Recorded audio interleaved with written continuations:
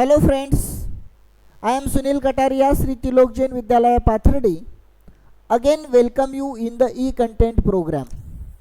Friends, last few lecture we already discussed regarding the units of the work and the relation between the joule and arc. And now today we are interested to study the energy, our next concept. We discussed that what do you mean by the actual meaning of work? Work is nothing but the force into displacement. So we can say that if we apply the force on a particular object and it causes a displacement, then we can say that work has been done. म्हणजे आपल्याला work काय आहे ते माहिती आहे, पण मग आता हे वर्क आपल्याला करण्यासाठी त्याच्यामध्ये जी काही आपल्याला कपॅसिटी लागते तर ती तुमची आहे एनर्जीमध्ये कन्सेप्ट आपण सांगू शकतो. मग आता त्या ठिकाणी आपण व्यवस्थितपणे एनर्जीला जर समजावून घेण्याचा प्रयत्न केला तर तुमच्या लक्षात येईल the capacity of a body to perform a work. बघा आता महत्त्वाची कन्सेप्ट आहे द कपॅसिटी ऑफ बॉडी. मग आता इथे महत्त्वाची कन्सेप्ट काय लक्षात घ्यायची तुम्हाला, तुमच्या बॉडीची capacity. The capacity of a body, पण कशासाठी? To perform a work. The capacity of a body to perform a work is nothing but the energy. आपल्याला एनर्जीची कन्सेप्ट या ठिकाणी इझिली सांगता येऊ शकते. काय कन्सेप्ट आहे ती? The capacity of a body to perform a work is nothing but the energy.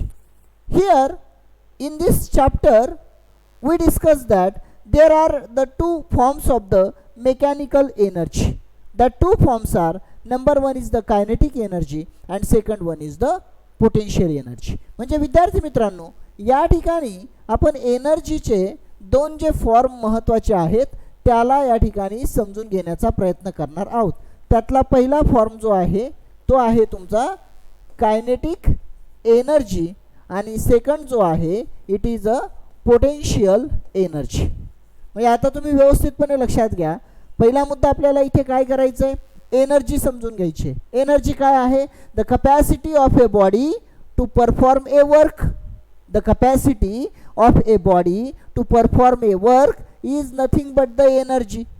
And here two types of energy are there. that is the number one is kinetic energy and second one is the potential energy. ज्याला आपण काय म्हणतो, गतिज ऊर्जा आणि स्थितीज ऊर्जा. या दोन प्रकारच्या ऊर्जा ज्या आहेत त्या आपल्याला इथे व्यवस्थितपणे समजावून घ्यायच्या आहेत.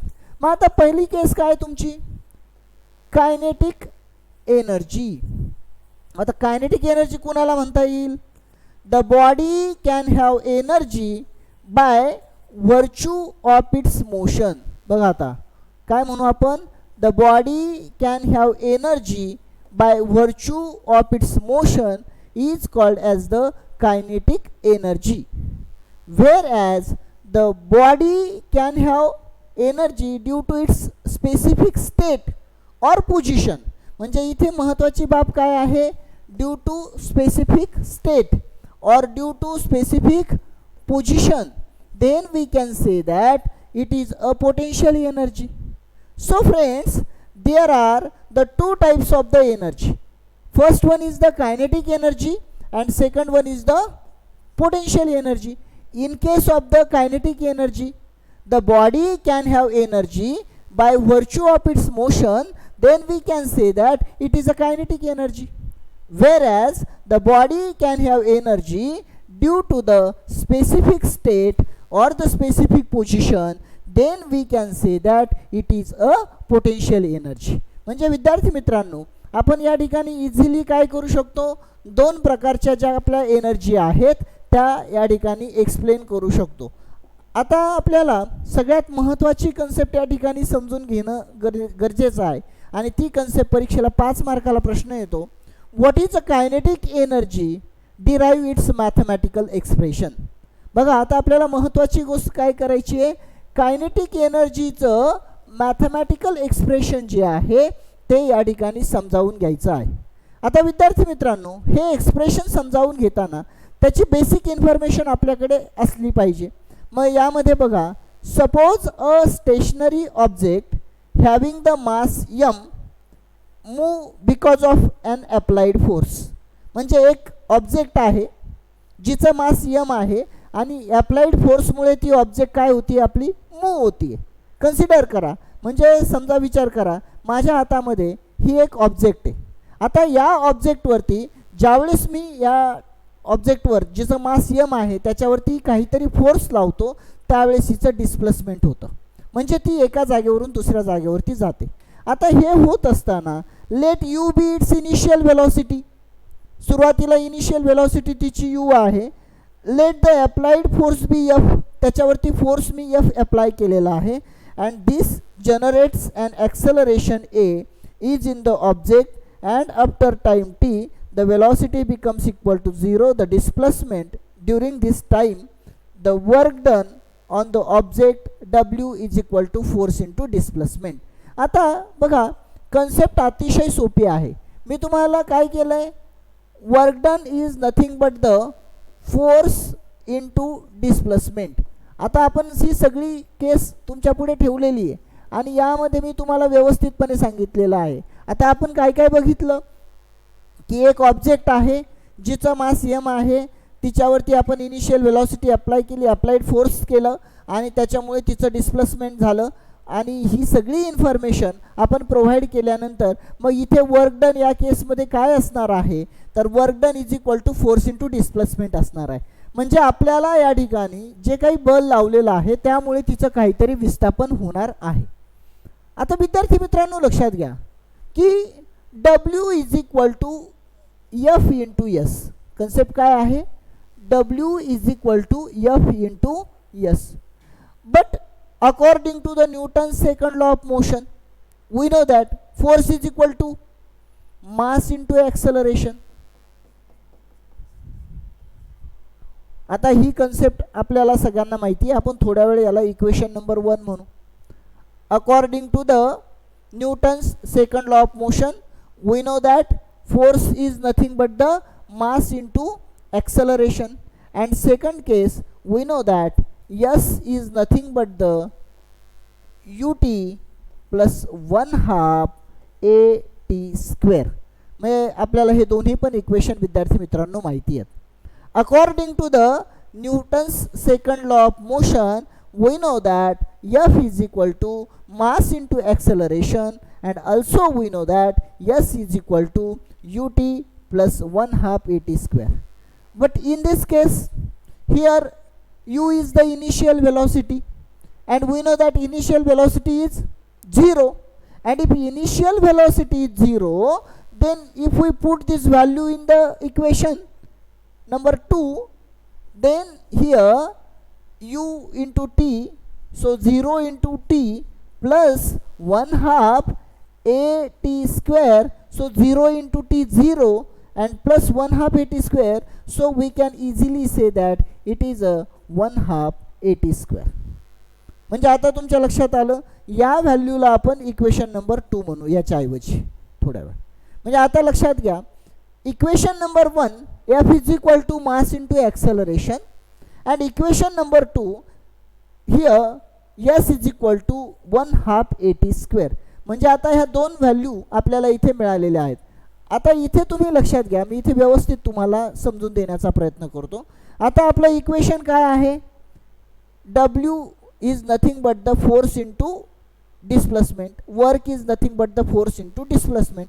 मग आता विद्यार्थी मित्रांनो लक्षात घ्या W is equal to force into displacement, but we know that आता आपल्याला माहिती आहे W is equal to force. आता फोर्स काय आलेला आहे आपल्या इक्वेशन नंबर 1 मध्ये ma आलेला आहे आणि आपलं डिस्प्लेसमेंट काय आहे 1/2 at square. मी फक्त काय केलं तुमच्या लक्षात आलं का, आता ही जी आपली किंमत आलेली आहे कशाची किंमत आलेली आहे, एक तर आपली force is equal to ma आणि s is equal to 1/2 at square. या ज्या आपल्या दोन किमती आलेल्या आहेत त्या किमती मी काय करतोय या इक्वेशनमध्ये पुटअप करतोय. So W is equal to F into S. मग F ची किंमत टाकली आपण इथे ma आणि S ची किंमत टाकली 1/2 at square. मग आता आपण याला थोडं जर सिम्प्लिफाय केलं तर 1/2 m आणि ब्रॅकेटमध्ये आता बघा a इंटू a स्क्वेअर होईल आणि इथे t स्क्वेअर दिलेला आहे म्हणजेच आपण याला असं लिहू शकू इन ब्रॅकेट ATचा square. So 1/2 m AT square ही कन्सेप्ट आपण या ठिकाणी सांगू शकू. आता विद्यार्थी मित्रांनो पुढची गोष्ट अतिशय सोपी आहे. We know that according to the Newton's first equation that equation is V is equal to U plus AT. आता तुम्हाला सगळ्यांना माहिती आहे खूप सिंपल इक्वेशन आहे. V is equal to U plus AT हे पहिलं कायनेमॅटिक इक्वेशन जे आहे न्यूटनचं इक्वेशन ते आपण ऑलरेडी स्टडी केलेलं आहे. आता U म्हणजे initial velocity. We know that initial velocity is 0. So V is equal to here U is a 0 plus AT means it is only AT. म्हणजे V काय असणार आहे आपलं इट इज AT आणि V जर AT असेल तर V स्क्वेअर काय येईल बरं आपलं AT स्क्वेअर. आता लक्षात घ्या तुमची V स्क्वेअरची किंमत काय आली AT स्क्वेअर आली. And put this value in a equation. He equation is 1/2 m. याला इक्वेशन नंबर 3 म्हणू आपण म्हणजे तुमच्या लक्षात येईल. पुट दिस व्हॅल्यू याला फार तर आपण थोड्या वेळ इक्वेशन नंबर 4 म्हणू म्हणजे तुमच्या अतिशय सहज लक्षात येईल. आपण इथे म्हणू शकतो की put the values of equation 4 in equation number 3. तुम्हाला 4 नंबरची जी व्हॅल्यू आलेली आहे ती इक्वेशन नंबर 3 मध्ये टाकायची. मग आता इथे लक्षात घ्या इथे काय इक्वेशन आहे आपलं W is equal to 1/2 m into आता AT स्क्वेअर त्याची किंमत इथे काय आलेली आहे बघा V स्क्वेअर. म्हणजेच आपण इक्वेशन काय म्हणू V square. And we know that friends work is converted into the energy and so easily we can say that kinetic energy is equal to 1/2 mv square. आणि हे equation परीक्षेला आपल्याला किती मार्काला विचारलं जातं 5 मार्काला हे इक्वेशन विचारलं जातं. अतिशय सिंपल इक्वेशन आहे आणि यामध्ये आपण इझिली काय करू शकतो कायनेटिक एनर्जीचं इक्वेशन इथे कॅल्क्युलेट करू शकतो. जे इक्वेशन अतिशय महत्त्वाचं आणि 5 मार्काला आहे. What is kinetic energy derive its mathematical expression and so easily we can say that kinetic energy is nothing but the body can have energy by virtue of its motion. Then we can say that it is a kinetic energy. Now this equation we know that W is equal to F into S. म्हणजे आता बघा किती simple आहे. Work is equal to force into displacement म्हणजेच W बरोबर F गुणिले S. मग आपल्याला माहिती आहे F is equal to MA आणि S is equal to UT plus 1/2 AT square. मग या ठिकाणी U ची किंमत इनिशियल वेलॉसिटी 0 आहे म्हणून आपण काय केलं 0 इंटू T 1/2 AT स्क्वेअर म्हणजे राहिलं काय तुमचं 1/2 AT स्क्वेअर. आणि मग आपण काय केलं विद्यार्थी मित्रांनो W बरोबर F गुणिले S. MA F ची किंमत टाकली S ची किंमत 1/2 AT स्क्वेअर टाकली आणि त्याला सिम्प्लिफाय केलं. आणि सिम्प्लिफाय केल्यानंतर न्यूटनच्या पहिल्या इक्वेशननुसार V is equal to U plus AT आणि मग U ची किंमत 0 V बरोबर AT झालं आणि V चा स्क्वेअर काय येणार आहे अल्टिमेटली AT स्क्वेअर असणार आहे आपला. आणि त्याच्याबरोबर आपण W is equal to 1/2 mv square अशा प्रकारची कन्सेप्ट या ठिकाणी सांगू शकलो. तर हा अतिशय सिंपल भाग या ठिकाणी इक्वेशनचा आहे. अशा प्रकारे आपल्याला साधारणपणे विद्यार्थी मित्रांनो 5 मार्काला हा क्वेश्चन खूप वेळा येतो. What is a kinetic energy and derive its mathematical expression. तर आता आपल्याला या इक्वेशन नंतर आणखीन महत्त्वाची कन्सेप्ट इथे 1-2 मिनिटामध्ये आज बघायची आहे ती म्हणजे पोटेन्शियल एनर्जी. आणि पोटेन्शियल एनर्जीची अतिशय सिंपल कन्सेप्ट आहे. The body can have energy by virtue of it's specific state or the position. The body can have energy due to its specific state or the specific position. Then we can say it is a potential energy. म्हणजे वस्तूला तिच्या एखाद्या विशिष्ट अशा स्थितीमुळे जी ऊर्जा प्राप्त होत असते तिला पोटेन्शियल एनर्जी असं म्हटलं जातं. आणि मग आता या ठिकाणी पोटेन्शियल एनर्जीचा विचार करताना आपण बघा की to carry the object of mass m to a particular height h above the earth surface a force is equal to mg.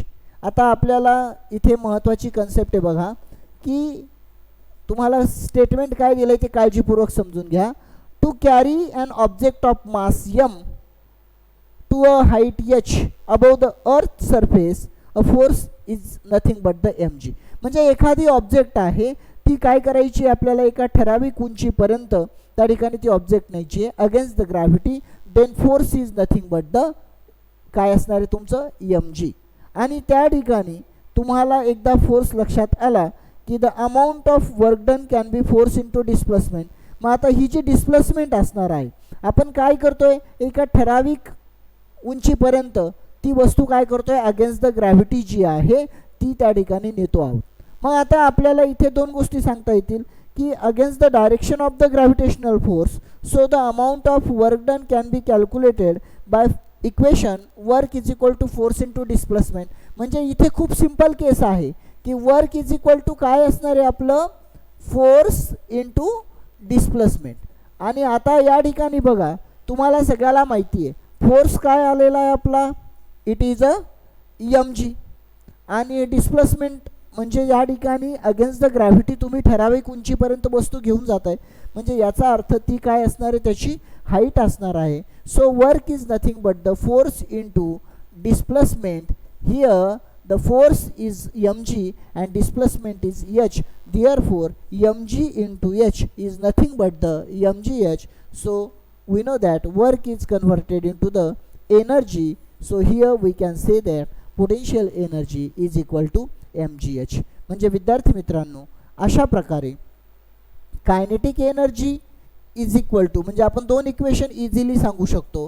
Kinetic energy is equal to 1/2 mv square and potential energy is nothing but the mgh. हे दोन्ही equation अतिशय महत्त्वाचे आहेत आणि परीक्षेला हे equation आपल्याला बऱ्याच वेळा कायनेटिक एनर्जीचं इक्वेशन 5 मार्काला आणि पोटेन्शियल एनर्जीचं इक्वेशन 3 मार्काला आपल्याला विचारलं जाऊ शकतं.